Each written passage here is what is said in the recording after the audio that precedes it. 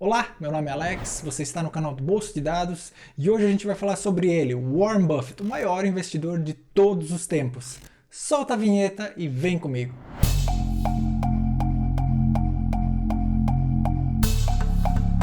Bem, é um prazer imenso ter você aqui conosco. Se você ainda não é inscrito no nosso canal, por gentileza se inscreva, ative as notificações e compartilhe esse vídeo com seus amigos. Bem, antes de mais nada, é um prazer imenso estar gravando esse vídeo. Eu sou um fã de Warren Buffett, tanto que foi um dos primeiros textos que a gente escreveu em nosso blog, que aliás vai estar aparecendo aqui, foi sobre a história de Warren Buffett, e espero que você também se apaixone pela história desse mega investidor que começou muito jovem a investir e hoje, sem sombra de dúvidas, é uma das referências para a maior parte dos investidores. Sejam eles traders ou investidores de longo prazo, todos eles conhecem a história de Warren Buffett e não tem como não admirar os seus grandes feitos. Bem, sem mais delongas, vamos direto ao vídeo e vem comigo. Warren Buffett nasceu em 30 de agosto de 1930 na cidade de Omaha, no estado do Nebraska, no centro dos Estados Unidos. Hoje ele é conhecido como o Oráculo de Omaha. Warren Buffett é filho de Leila e Howard Buffett. Aliás, ele tem outras duas irmãs. Ele é o filho do meio do casal. Warren Buffett sempre considerou o seu pai, Howard, como a maior influência na sua vida financeira. Aliás, a história de Warren Buffett começa muito cedo. Ele com apenas 6 anos começou a empreender. Ele comprou de seu avô algumas garrafas de Coca-Cola pelo valor de 25 centavos de dólar e deixou as mesmas gelando e foi vendendo de casa em casa. Ele obteve um lucro de 5 centavos por garrafa.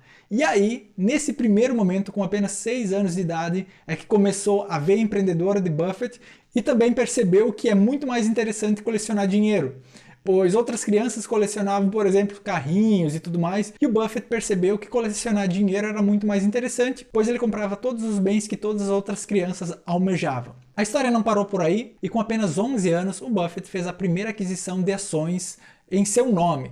Se a gente for comparar com aqui no Brasil, por exemplo, em um cenário de 1941, uma criança de 11 anos fazendo aquisição de ações, aqui no Brasil isso é inimaginável, pois se mesmo para nós adultos, com mais de 20, 30, 40 anos, comprar uma ação é um tanto quanto arriscado, imagina naquela época uma criança de 11 anos com um entendimento e sabendo exatamente o que precisava fazer para comprar ações. Bem, a história conta que o Buffett comprou as ações de uma empresa chamada Citi Services pelo valor de 37 dólares o papel. Passou-se um tempo e houve uma certa crise no mercado financeiro, o papel regressou até 28 dólares, o Buffett na época sem muito conhecimento manteve o papel, porém ele não estava confortável com essa situação, ele até comenta, sendo que quando o papel se recuperou e chegou a 40 dólares, ele as vendeu todos os papéis que possuía da então Citi Services. Mal sabia ele que esse papel iria estourar e as ações dessa companhia chegariam a bater 200 dólares. Ou seja, o Buffett teve um lucro de 10% na sua primeira negociação, porém acabou abrindo mão de um lucro de aproximadamente 500%. Histórias à parte, essa foi a primeira negociação de Warren Buffett no mercado financeiro. Aliás, dentre das mais famosas frases de Buffett, uma delas surge nesse exato momento: não entre em um papel para ganhar pouco dinheiro. Aliás, se você quiser saber mais frases impactantes de Warren Buffett, vai estar aparecendo aqui em algum local um cardzinho que vai para um artigo nosso no nosso blog, onde a gente fala das principais frases do Warren Buffett. Bem, voltando à história. Em 1943, seu pai se tornou um congressista americano e teve que se mudar para Washington, D.C. Nessa época, Buffett estava então com 13 anos, se mudou juntamente com a família e concluiu seu ensino fundamental em Washington. Foi então que em 1947, Buffett concluiu seu ensino médio e não possuía muitos planos de ingressar na faculdade, até porque ele estudava muito naquela época por conta e acreditava que não tinha muito a ser agregado. O seu pai, como pai zeloso que era, conversou com ele e eles concordaram de comum acordo que ele iria para a Universidade da Pensilvânia. E ficou lá por 2 anos. Porém, ele percebeu que não estava agregando mais nada a ele estudar naquela faculdade, acabou saindo e regressando à sua cidade natal, Omaha, tendo ficado lá por mais um período, e depois regressou a cursar a faculdade de Lincoln, em Nebraska, dentro do seu estado da sua cidade natal. Ele estudou na Universidade de Lincoln e um período depois, após concluir os seus estudos, ele resolveu se aplicar para ir estudar na Harvard Business School. Acredito que você saiba que a Harvard Business School é uma das universidades referência até os dias de hoje, sendo que grandes personalidades estudaram na mesma. Bem, ele não foi aceito na Harvard, pois era considerado muito jovem, e foi então que surgiu o plano B, ir estudar na Universidade de Columbia. Foi então que foi aceito e ele foi então estudar na Universidade de Colômbia. Um ponto muito positivo que ele já sabia previamente é que ele poderia ter aula com uma de suas grandes referências, que era Benjamin Graham. O Graham, naquela época, ele já era uma grande referência do mercado financeiro americano, pois ele já tinha escrito um grande livro, que era Security Analyst, e esse livro até então, ele está na lista das referências de Warren Buffett, dos livros que você precisa ler. Aliás, a gente tem 2 vídeos aqui no nosso canal sobre os principais livros indicados por Warren Buffett. Vai aparecer um cardzinho aqui na tela e você pode conferir na íntegra esse conteúdo. Bem, o Buffett então estudou na Universidade de Colômbia com Benjamin Graham e com Dodd, que era um outro professor referência naquela época do mercado financeiro. Ele aprendeu naquela época uma teoria muito importante, que era a teoria das bitucas de cigarro. Ou seja, se tornar sócio de companhias que estavam à beira da falência, porém que ainda tinham alguma coisa a dar e poderiam dar lucros a curto e médio prazo, vamos assim dizer. O Buffett teve a oportunidade de trabalhar juntamente com Benjamin Graham e considera o mesmo como a segunda pessoa de maior interferência e de relevância na sua vida financeira, atrás apenas do seu pai, obviamente. Bem, após esse período que trabalhou juntamente com Graham, o Buffett saiu e acabou trabalhando por conta e posteriormente criou até mesmo uma empresa com seus amigos e familiares. Mas isso eu vou te contar em seguida.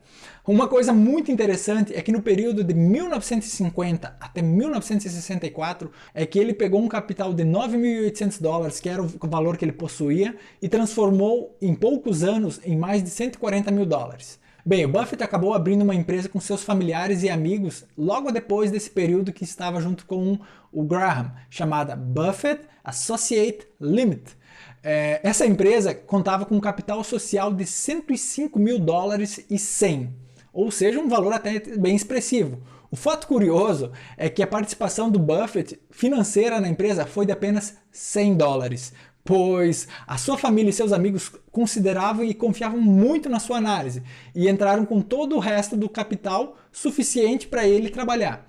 E não deu outra, foi um sucesso absurdo. Em pouco tempo, o capital social da empresa estava 7 vezes maior, sendo que em 1962, quando essa empresa foi encerrada, ela estava valendo mais de 7 milhões de dólares, ou seja, foi um baita investimento para todo mundo trabalhar juntamente com Buffett. Uma coisa que eu deixei passar que é muito interessante e muito importante na história do Buffett é que em 1952 ele se casou com Susie Thompson, a sua esposa por muitos e muitos anos. Bem, voltando à história de Buffett. Na década de 60 começa um dos períodos mais marcantes de Buffett, e que sem sombra de dúvidas foi um dos momentos que mais marcaram a história do mesmo. Foi através de um erro que ele se tornou hoje um dos 10 homens mais ricos do mundo, e eu vou te contar toda essa história. Entre as mais diversas formas de investimento que o Buffett fazia, ele possuía alguns cenários onde comprava papéis de algumas companhias e já possuía um valor de venda pré-determinado em um período futuro. E foi isso que ele fez na Berkshire Hathaway. Ele comprou os primeiros papéis da companhia e fez um acordo com o antigo CEO da empresa que iria vender as mesmas por um valor superior em um prazo futuro. Porém, quando chegou a data final para honrar esse prazo, o antigo CEO da empresa ele não estava mais disposto a pagar o valor que eles haviam pré-acordado. O Buffett ficou absurdamente irritado com essa ação e resolveu tomar a seguinte decisão: comprar mais papéis. Comprou tantos papéis num período tão curto de 2-3 anos que em 1965 ele estava com 49% da companhia. Assumiu como CEO, destituiu o antigo então CEO da empresa e passou a coordenar e gerir a Berkshire Hathaway. Um detalhe muito importante é que essa empresa na época era uma empresa têxtil. Porém, sabe-se que o segmento não andava muito bem e o segmento têxtil da empresa foi encerrado em menos de 10 anos depois da compra, sendo que a empresa passaria a ser apenas uma holding de investimentos. Uma coisa muito importante que vocês precisam saber é que nesse momento da história, 1960, 1970, o valor das ações da Berkshire estavam em menos de 100 dólares por papel. Ao final do vídeo você vai ter uma noção de quão astronômico foi a valorização dessa empresa. Bom, chegamos então à década de 70, onde Buffett teve grandes aprendizados no mercado financeiro. Sendo que a reputação do Buffett no mercado financeiro era tanta que um simples fato de comentar que Buffett estaria investindo em uma companhia fazia automaticamente o papel das empresas se valorizar em mais de 10%. No ano passado houve até histórias aqui no Brasil que o Buffett estava interessado em investir em algumas empresas.